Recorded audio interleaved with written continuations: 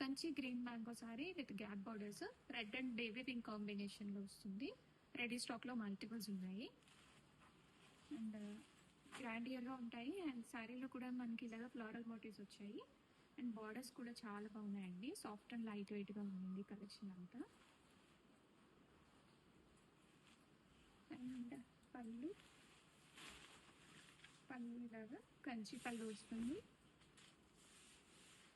And blouse కూడా మనకి మంచి డ్యూయల్ టోన్ లో వస్తున్న బ్లౌజ్ వస్తుంది. అండ్ బ్లౌజ్ లో హ్యాండ్స్ కూడా ఇలాగ గ్యాప్ బోర్డర్ ఇచ్చారు.